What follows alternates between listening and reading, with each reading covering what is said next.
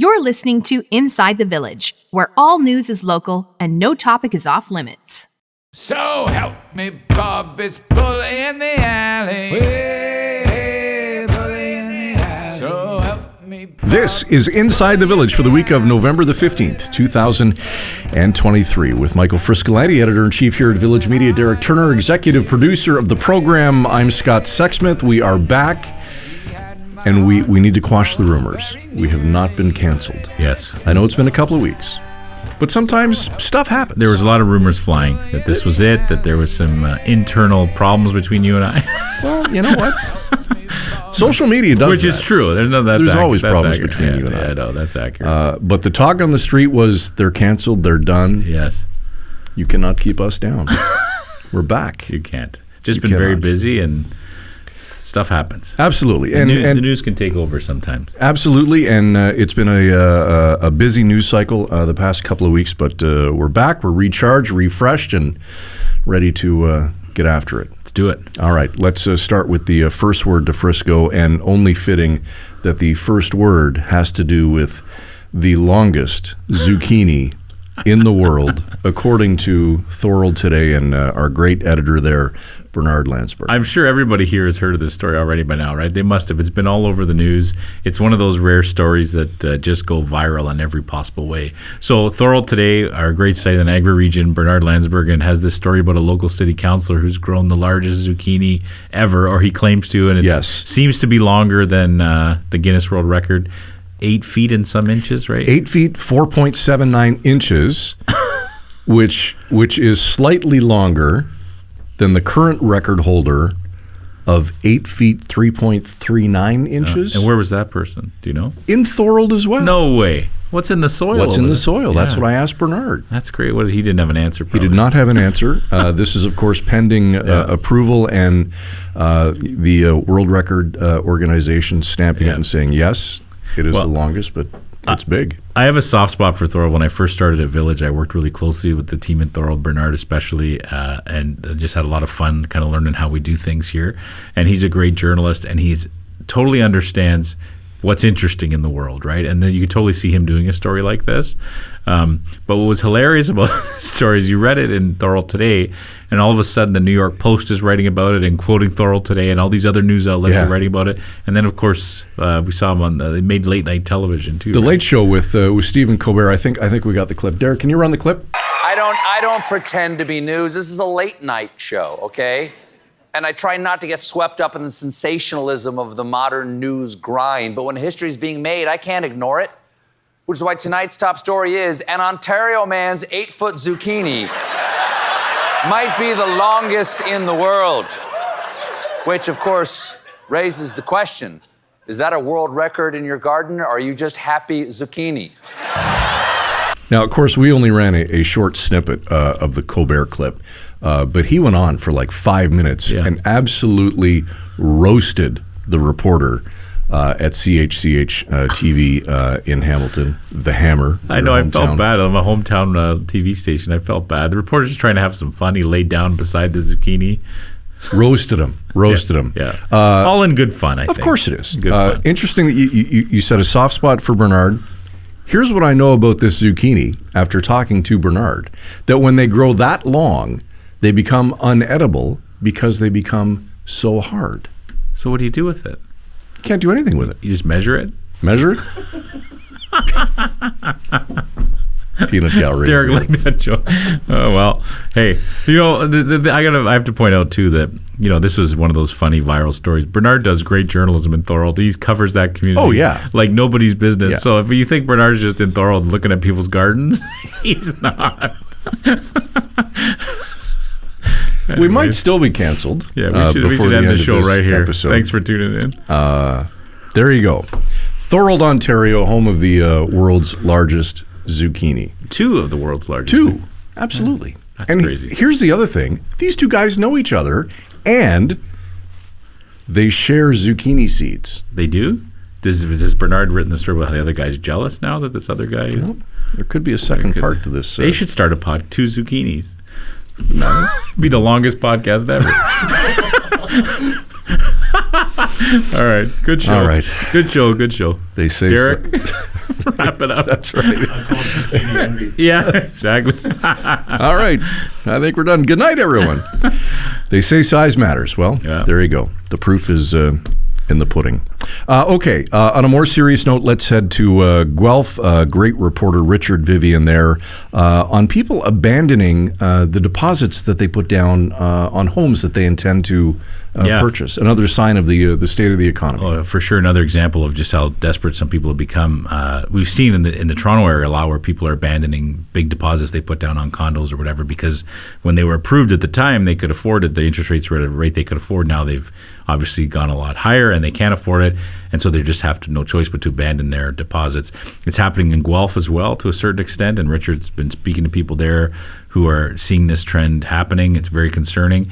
And I think, honestly, Scott, it's happening in all our communities, right? I mean, this is the reality of you're talking hundreds and hundreds of dollars more per month on your mortgage than you were a couple of years ago because of even just the rates going up as much as they have. But it's just every day we're reporting on examples of how the economy is people are struggling with the state of the economy right now and then the cost of living. And this is just another one of those examples. But really good reporting. Absolutely. And speaking of which, I believe next week we're going to have a guest that's going to speak about the impact that it's had on the restaurant industry. So that'll be a good conversation for sure.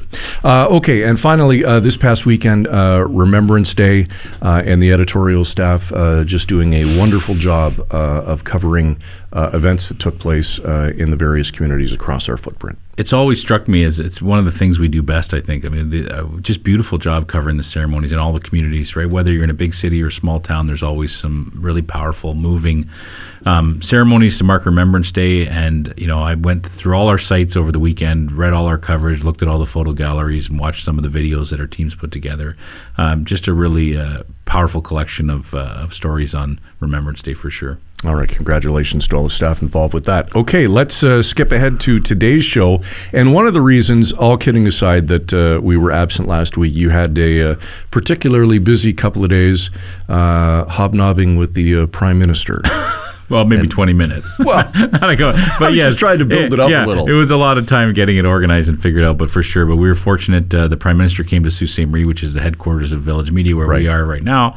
And we invited the Prime Minister to come to Village Media headquarters to kind of see how a local news operation works, a successful one, doing great work in our communities. He was a little too busy for that. But we did get a sit down a few minutes of the Prime Minister's time, so I was fortunate. It's something I've never done before. I've obviously interviewed politicians in media scrums like a lot of journalists, but I've never had a one-on-one with the Prime Minister before. So it was very a little bit nerve-wracking. There's been a lot of time preparing for it, and I think it went relatively okay. We asked him some difficult questions, more specifically on Bill C-18, which is the Online News Act, which a lot of our readers and listeners understand is the reason why Facebook doesn't show them our news anymore. Yeah. So we had some questions about that and whether this was the right move for his government and what's going to happen next. But we talked about some other things as well. And, of course, C-18 likely one of the reasons why he chose not to come into. It makes me wonder, for sure. For sure. It would have been great to give him a tour. Maybe next time. Absolutely. Okay, so no guest today, but let's do a deeper dive on that whole process, what's involved when you sit down with the Prime Minister, what you guys talked about, because I think it'll be a very interesting conversation. Sounds great. All right, Scott. We'll do that when Inside the Village returns right after this. Reporters, editors, and journalists who go the extra mile to get the story and get it right. Go behind the scenes with those who cover the stories that matter most to you and your community. Look for it in the Village Features section of your favorite Village Media website across Ontario.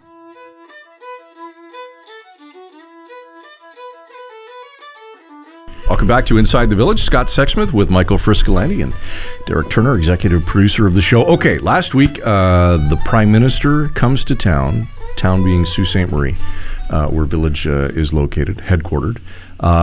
Before we get into the conversation, I think it would be kind of neat if you walked us through, because let's be honest, not everybody, most, will never have a chance to sit down with a head of state like that, a prime minister or president. You had that for the first time. And I know there's lots of protocols, there's lots of policies and procedures that need to be followed. So can you kind of walk us through the chronological order of events? You get the call that he's coming and maybe pick it up from there. Well, it's interesting how it unfolded because Alex Flood, one of our reporters here, obviously a lot of people were talking about the Prime Minister was coming to town, so I had Alex trying to find out if it was true and get someone to confirm it. And in the meantime, James Hopkin, one of our reporters here, messaged me and said, I just got a call from the Prime Minister's office. And I said, I think they're probably looking for Alex because maybe he reached out to them. And he goes, well, they want to talk at 2 o'clock. I said, okay, well, talk to them, see what they want. And James actually 5 years ago, when Justin Trudeau came here for a different announcement, James interviewed him at Algoma Steel. Right. Did a great job, and I guess the PMO keeps good records and had James's name and number and email on file. So there would have been James doing the interview, except James was on holidays. So he forwarded it to me, and for me, I probably wouldn't have done it. We probably would have left it up to one of our reporters here. But because of C-18, which is the Online News Act, and the Facebook blocking news, which is because of federal legislation that the Trudeau government passed, and because he was coming to Sault Ste. Marie, the headquarters of our local news company, right, we wanted to have the opportunity to question him on that. So I reached back out to the PMO spokesperson, said that I would be happy to do this interview, and I told him the topics we wanted to talk about. And there were no restrictions on that. They were fine with that. Did that surprise you? I don't think so. I mean, I think, and I could be wrong with this because I don't. In all my years as a journalist, I haven't done a lot of political reporting. But I don't think when Doug Ford comes to town, they make sure they give a local news organization a one-on-one with Doug Ford, right. or with. I mean, so to the PM's credit, I mean, he goes to these communities and they want to do a sit down with a local reporter, and largely because they want to pump up whatever the local news was. And in this case, he was coming to make an announcement from the local electricity provider, the PUC, about a new grid they've installed, and smart grid that's going to supposedly help the environment and lower people's power bills. So obviously they want to talk about that. But of course, we also made it a bit more of a discussion about other issues. And so, for me, it was a little bit stressful because I really try to prep all the time, no matter who I'm interviewing. But, like you said, it's not every day you sit down with the Prime Minister, and you want to make sure your questions are very focused and will actually get an answer that you're looking for. So it was a little bit nerve-wracking the night before trying to get organized. But, it was and some nerves too, right? Like, again, you're sitting like we are sitting right now. Yep. It was the same thing. So, and plus, that there's a time crunch, right? If they say you got 10 minutes, yes, you got 10 minutes, and it was Now you kind of stretched that a little bit. I stretched it a little bit. It was supposed to be 10 minutes, and I think we got closer to 20. And to be fair, he did answer the questions that I asked, and one of his spokes people was in the back reminding me that there's 5 minutes, 2 minutes, that kind of thing. But it was interesting. I can tell you all about where it was. Do you want to know that? Yeah. Yeah. So he came here to do an announcement at the PUC building, which is the power provider up here. Did the announcement there. Alex Flood covered all those details. Then he went to our old Legion was torn down, right, and they're building a new apartment complex with the Legion now going to be on the main floor. So it's kind of a new development for the Legion. They wanted to tour him around there. Obviously, it's the day before Remembrance Day, and it's a pretty cool development. And so they told me in advance that the interview is going to be at that location. We don't know what time yet. And so there was a bunch of media covering that walkthrough, kind of a photo op. And when you go to a photo op with the Prime Minister, with a lot of senior politicians, there's a room where all the reporters have to put all their gear, their cameras, their recorders, their briefcases, and the sniffer dogs come in and they're sniffing them, so they're going through. Funny story, Alex Flood was trying to finish up his story from the first location. It was actually running late, and they basically told me if he doesn't get here now, he's not going to get to this event because we got to do the sweep. So I phoned him, and he ran. He was in the parking lot. He ran into the door. And who's going to say no to Alex Flood? He's the nicest guy in the world, right? Absolutely. So they let him. They put his gear in, and they did the sniffs and the sweeps and all that stuff. But I didn't stay for the photo op. They sent me upstairs to a different room they had already set up. It was one of these units that's under construction, so there's just drywall right on the wall, unfinished, not mudded yet. Little plastic table in the middle with a chair on either side, and they said he should be here in about an hour, so you can sit here and just wait. So I went over my notes and tried to prep as best I could. And,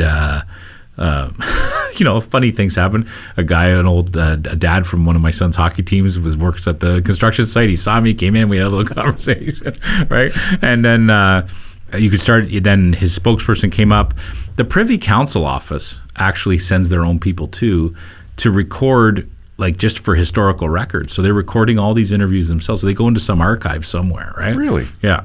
So met that gentleman from the Privy Council office. And then you could sort of see there was a little bit of commotion outside the door of this apartment unit. And you could see that there was at least, I believe there's one RCMP officer, one of his personal protective division guys. And the ones that don't smile. the ones that don't smile, very serious, Yeah. right? He came in and they walked him in, and I got up, shook his hand, lovely, typical introduction to somebody you'd meet, and he was very, very, like you'd expect, gracious, kind, sat down. I introduced him to Alex, who was taking photos. And we sat down and we had a little small talk about Sault Ste. Marie and the fact that there was snow on the ground. And he, of course, said, I was just reminiscing with Terry Sheehan, who's our local MP, about how many times I've been to the Sault. And he has been to the Sault. I think we counted 5 or 6 times beforehand. One when he was still running to be the Prime Minister, when he was a Liberal leader. And then we kind of got into the action, Scott, and we just, I was fortunate that I could have my computer with me because I had a lot of notes on there, and we just started the discussion. And no RCMP in the room, just Alex, yourself, and the Prime Minister? I don't believe there was. I could be wrong, but I think they were at the door because they'd already pre-screened this room, right? Yeah. I know Adam Scotty, who's a longtime photographer for the Prime Minister, he came in at one point. His spokesperson was there, the person from the Privy Council, and I believe that was it. But there was only one door into that unit, and it was well guarded on the outside. Yeah. Big national media presence? No, I don't think. There was, Canadian Press had sent a photographer. They had a local freelancer, but I think they had sent someone else as well. All the typical, the CTV North was there, and we were there. The Sault Star was there. I did not see. I think I asked too if any of the because sometimes the reporters will accompany them on the plane, right? Yeah. But I don't think there was any national media there that day. All right. They probably saw the forecast and didn't want to. Yeah, exactly. didn't want to venture north. Exactly. Okay, let's get to the conversation itself, and of course the big thing that I know would have been on your mind, Bill C-18. Well, and this is the big reason we wanted to talk to the Prime Minister. Just to remind everybody, Bill C-18 is the Online News Act. It is in a nutshell, it is a lot of media companies, legacy media companies in particular, have been lobbying the government to make Facebook and Google pay their fair share, as they say, for all the content that would appear on our content that would appear on their feeds. Right. The argument being that they're profiting from it because they're selling ads around it, right? At Village Media and a lot of other online publishers that were born digital like us, our argument has always been that we benefit from having we put that stuff on their platforms because it generates traffic back to our sites. It expands our reach. It helps us reach all the local audiences that we want. And it's no secret that we already had our own arrangements privately in place with Google, with Facebook. So we did it on our own. We didn't need the government to tell us how to do this. And so when Bill C-18 passed, it forced big tech to make a deal with us, right? And Facebook, which they did exactly what they said they were going to do, they said, if you pass this law, we're just going to block all Canadian news. So if you're a Canadian, you get no news on your Facebook feed anymore, right? That was their answer to it. And now we're all waiting on Google because the act takes effect, the law takes effect in the middle of December, I think December 19th. Right. Yep. So we're all kind of waiting to see what Google's going to do. And if Google, we're not lying about this either. If Google pulls out, it'd be catastrophic for the news industry in Canada. Yep. We're talking like half our traffic, if not more, right? So we're waiting to kind of see what Google's going to agree to do, what they may not agree to do. And so I wanted to ask the Prime Minister just whether this was the right, in hindsight, after seeing what's happened, was this the right strategy? So we can listen to that. I want to switch gears again on Bill C-18. And I want to ask you that because you're in Sault Ste. Marie, which is the headquarters of the largest online publisher in the country, Village Media. We're very proud of. I'm very privileged to be the editor-in-chief at Village Media, and we're very concerned about C-18. Obviously, as a lot of online publishers are, right? Yeah. As you know, as everybody knows, Facebook has now blocked news content. Was this the right move, Prime Minister, Bill C-18? Yeah, it's a really difficult situation, and you know it better than I do. I think you have, is it 19 communities you serve? Almost 24. Okay. Yeah. There you go. Well, every single one of those communities deserves to have local journalists who know their stories, who can put together and tell them what's going on in their community and interpret what's going on around the world in ways that is right for them. We need, and it's not just that it's a nice to have, it's core to the good functioning of our communities and of our democracy. Absolutely. Well-informed populations with access to local news, reliable, trusted local news, is essential. So the fact that for years now, international companies, foreign companies like Facebook or Google, have been making money, massive amounts of money, off of the work that your journalists do talking about local issues. Because anytime someone shares a relevant local story, Google or Facebook, depending where they share it, makes the ad profit off of that, which doesn't go into your pockets, doesn't fund the work that the local journalist is doing. That's wrong. That shouldn't be that way. So how do you do it? Well, what we're trying to do is force Google and Facebook and other large companies that are so profitable on this to pay their fair share, to share some of that ad revenue with companies that are sharing that local news and creating that local news. So we are having to push right now. And it's worrisome because right now people don't understand. Look, we've got forest fires going, and because of what the government's doing, we're not getting local news on our Facebook. That's right, yeah. That's the perception, but the reality is we're doing this to force local media force the online giants to support local media. Because if we don't, as the world continues to change, will there be the village in 10 years? Well, that's what we're concerned about right now, right? And I think we've learned the opposite is true too, though, is that we depended on Facebook and Google to help share our stories, right? So there was value in that for us. Yeah. So whereas some news organizations might have said, yeah, that's what you're saying is accurate, we believe the opposite, right? That we're in partnership with Google and Facebook. They helped us, and now without them, that local news, we're hanging by a thread, Prime Minister. I mean, we're worried about the future of our news organizations, and a lot of people are. But that's why we're working so hard with Google in particular now to find an agreement that is going to have Google actually not just help you in a one-off, but help you and other community journalists like your organization right across the country with a model that's going to be sustainable. Because we all know, Google and Meta don't want to have to be on the hook for this. They're happy to try and help out in one-offs. But you can't build a career on that. You're not going to convince young people to go into journalism, be a local reporter, if they're not confident that they're going to be able to support a family on that 5 years from now, 10 years from now. And look what's happened to journalism over the past 10 years. We know it's going to get stronger. So right now the world, like countries around the world, are looking very, very closely at what Canada's doing and telling us, keep doing it. Because if we don't bring in a model, Australia showed that it can be done. Bring in a model that actually makes sure that you get revenue sources you can rely on through the hard work you and your journalists are doing. Then I worry not just for local journalism, I worry for democracy. But I hear you how much it's hard right now. Yes. And we're there to support in various ways, but we're also there to build a strong journalism that doesn't rely on government handouts, because you've got to be calling us to account, and you can't have to that a change in government might dry up your supply of funds. So we will always support local journalism, but I want to create an ecosystem that supports local journalism financially through the way people get their news now, which is sharing it, not buying a newspaper. Just real quickly on this subject, are you hopeful that Google's going to come to the table and figure out a way? Because if Google pulls out, that would be catastrophic for the entire news industry in the country. Meta has chosen to be really bad and irresponsible actors. They have said that it doesn't matter that billions of people rely on them for their information.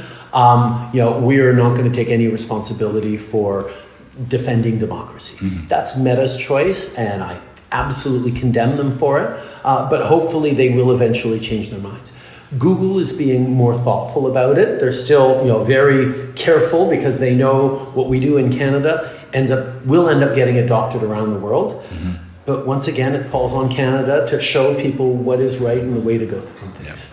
It was interesting. What the Prime Minister is saying is that they're fighting for local news like us. They're fighting for journalism. They're saying if we don't fight this now, if we don't get into this battle with big tech now, who knows what's going to happen. We don't necessarily agree with that. That's not our thinking on it.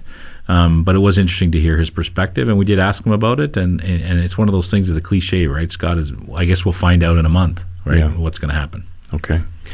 The opioid crisis, particularly in Northern Ontario. What do you have to say about that? And that it was interesting, too, because he was here to talk about this smart grid that has been installed at the PUC and how it's going to bring cleaner energy. It's going to bring jobs, help keep jobs in the community, lower people's power bills. A real, a part of it's kind of connected to Algoma Steel's transition to electric arc furnace steelmaking, and which the federal government's been in for hundreds of millions of dollars. They've pledged to support this, right? So he's up here with this, quote unquote, good news announcement about how this is progressing.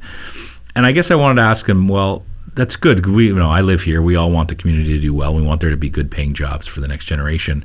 But we also see the opioid crisis in plain view every day in this community, especially if you come downtown where we are right now. Yep. There's a lot of people struggling with mental health and addictions. And there's a lot of people working hard to try to deal with that issue and help these people. And so I just wanted to ask him kind of how do we have both? How do we have a successful economy in the Northern Ontario community like ours and deal with the fact that it's in Northern Ontario where the opioid crisis is hitting the hardest? The big issue, one of the big issues we're dealing with in this community, and a lot of northern communities is the opioid crisis, right? We're seeing it on our streets every year. The latest numbers from the Ontario Corner, where that Thunder Bay, Sudbury, and Algoma districts still have the highest death per capita from opioids. What can we do about this? This is when you walk around the Soo, Prime Minister, this is what everyone is talking about. Well, first of all, it has to do a lot with the times we're in, like economic uncertainty, the challenges of inflation, the challenges of having, suffered through a pandemic, all of us that took a real hit to all of our mental health and stability. People are struggling right now, and that's where economic investments and building hope in the community and making sure there's good, schools and trade schools and pathways where people can be optimistic about being able to support their families and do well and not feel like they're being completely left behind by how the world is changing.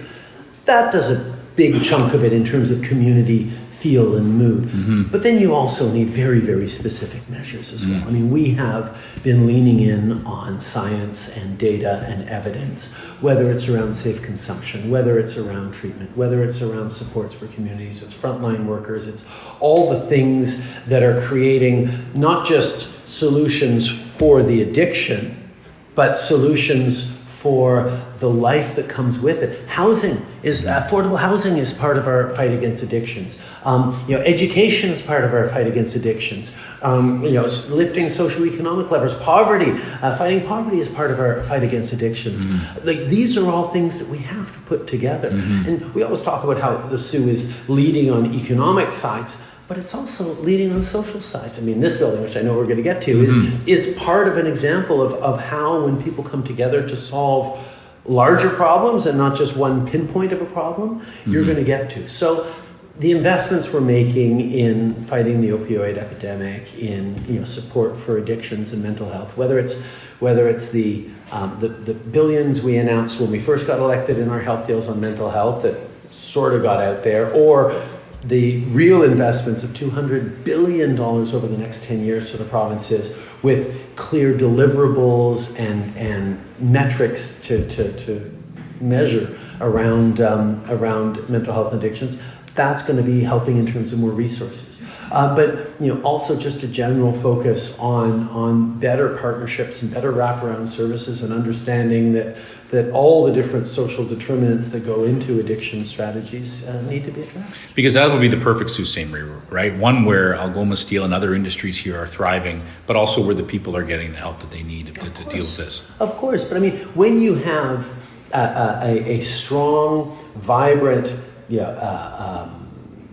company or driver of the local economy like Algoma Steel, it's not just the direct jobs. It's not even just the indirect jobs of suppliers. It's the local corner store. It's the restaurant. It's the sponsorship of the Timbits hockey leagues. It's like the entire community, flourishes and it grows from that center outwards, as opposed to trickling down. It builds it out from the sides. And from the center. And that means that you can solve these challenges and can create the kinds of solutions that are going to continue to make this an amazing place to live.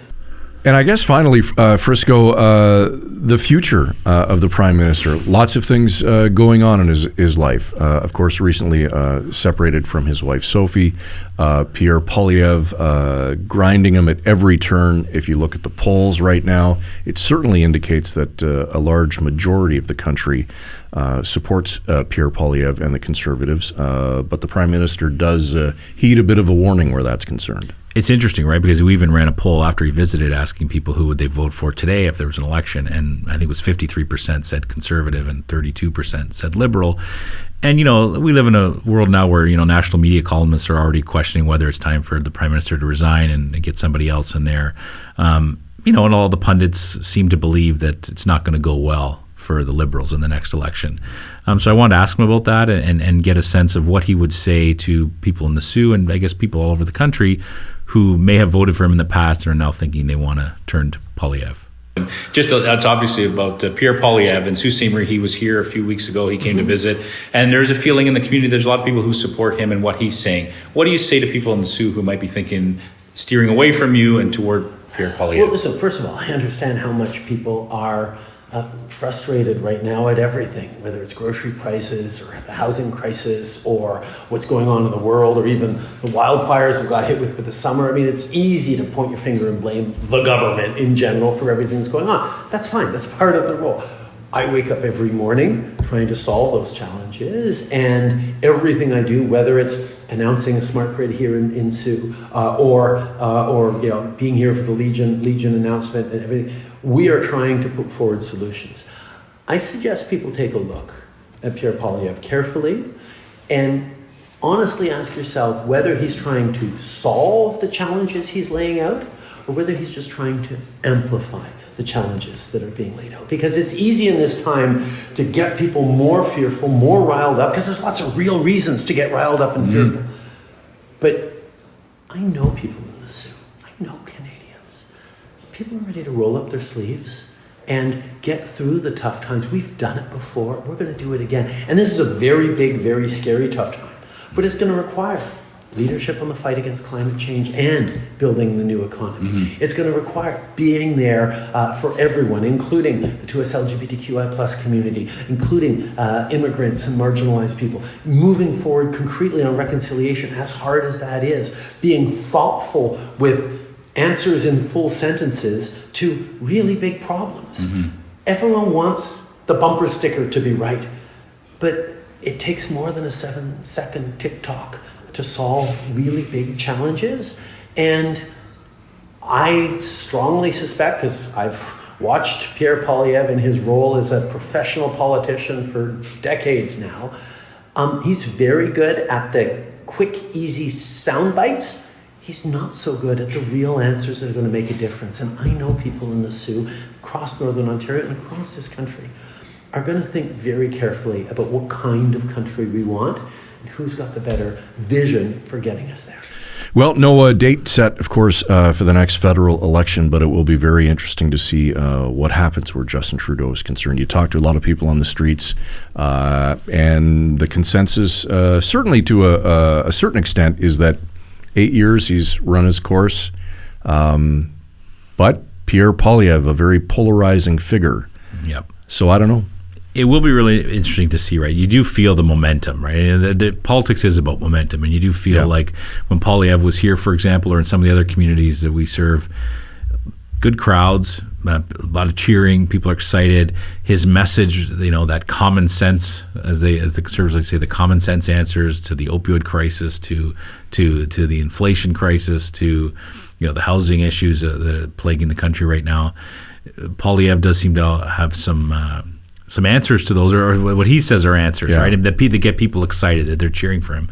And he kind of brings you back to Trudeau went through that period too when he was the first elected Liberal leader. He was a celebrity, right? When he went to town, when he came to this town, for example, just mobbed by people, right? The RCMP really had to be careful where he was going. And there was kind of that sense when that election happened that Harper had no chance, that he was not going to win, that it was Justin Trudeau's time. Yeah. And I'm no expert, but you do kind of get that sense that this might be Pierre Poilievre's time. And like you said, people I talk to at the hockey rink or wherever, that's who they're voting for. And I'm not saying that that's what's going to happen, but you do get that same feeling. All right, time will tell. Good conversation. Okay, we're back to wrap on Inside the Village right after this.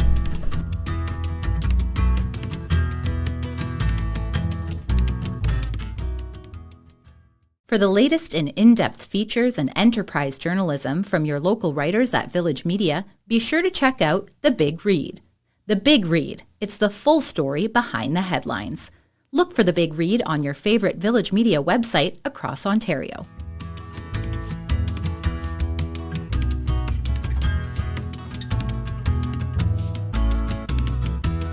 All right, back to wrap on Inside the Village for the week of November the 15th, 2023. Okay, I got to say this. Regardless of your political stripes, and they don't matter, it's still kind of cool when you get to sit down across the table from the Prime Minister of the country that we call home. It was very cool.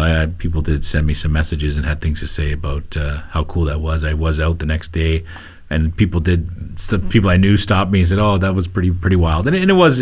I mean, it was like I said, it was nerve-wracking because then you do feel the pressure. You want to make sure that you don't sound like a moron and that your questions are actually comprehensible. And so that was a little bit of. I felt a little bit of the pressure, but once the conversation started, it was like interviewing anybody else that you prep for when you're doing the work, and you kind of put it out of your mind that, hey, this is the Prime Minister sitting across from me. Yeah. And the other thing that comes across too is that, as expected, he'd be very comfortable doing this. He does this all day long.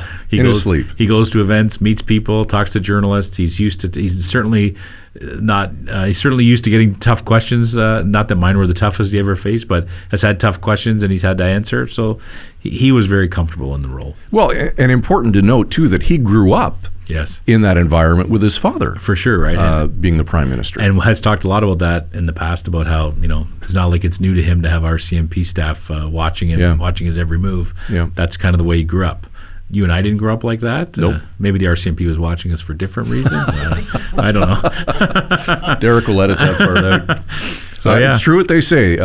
People like that put their pants on one leg at a time. Definitely. But the thing about being a journalist, and I've been very fortunate, is that I meet all types of different people in the stories that I've written, and so I don't want to say that this was the most amazing because he was the Prime Minister, but it was very cool. But sometimes it's just the person in the neighborhood that's a super fascinating person as well. So, absolutely. And you remember that he's just a human being like everybody else. Yep. It's cool though when you get to sit across the table from somebody of that level of importance. I mean, I'm spoiled. I get to do it every week.